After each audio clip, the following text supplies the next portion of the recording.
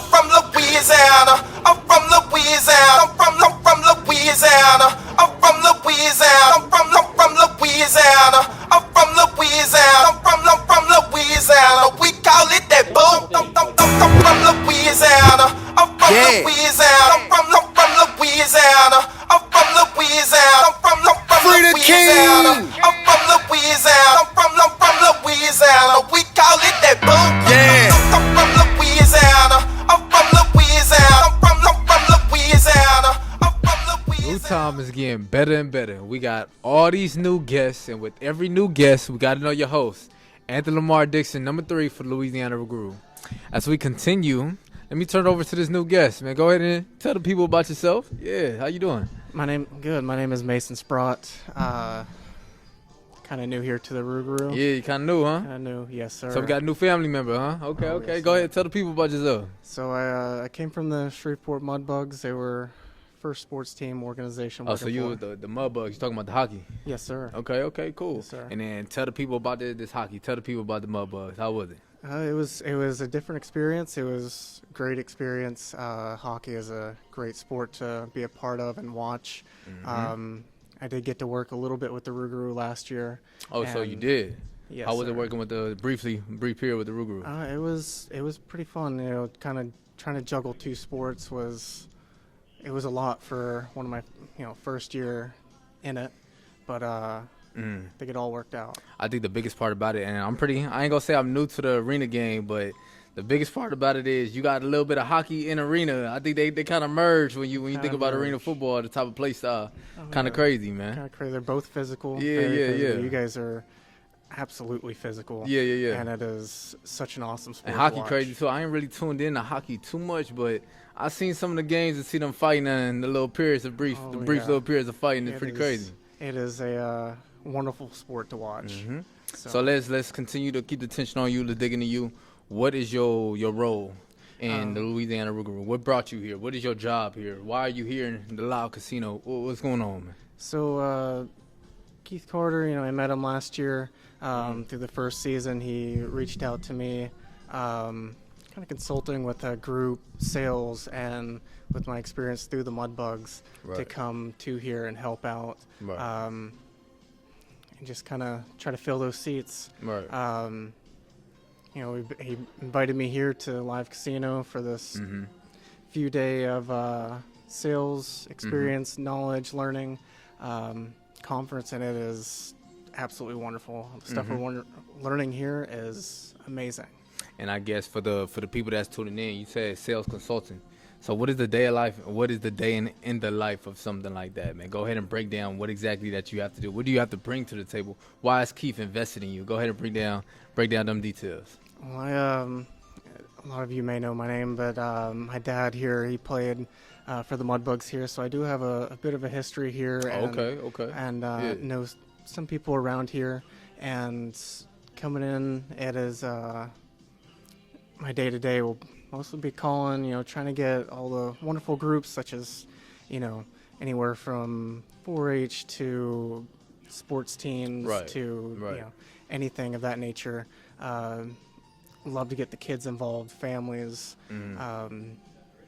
It's really trying to get the seats filled and, fans packed. And I guess the biggest part about it is that I'm learning too.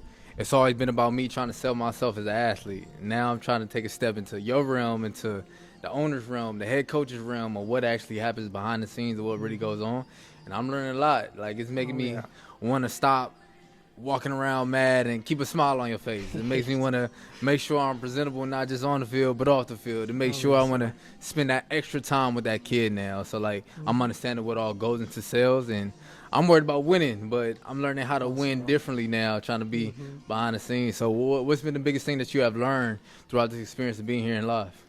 The biggest thing I've learned is, kind of basically tailoring to people's needs, seeing what they need, what they want, and seeing where you can fit in that with what we have to offer, and, making a experience, a memorable moment for these young families, or, families of all age ranges.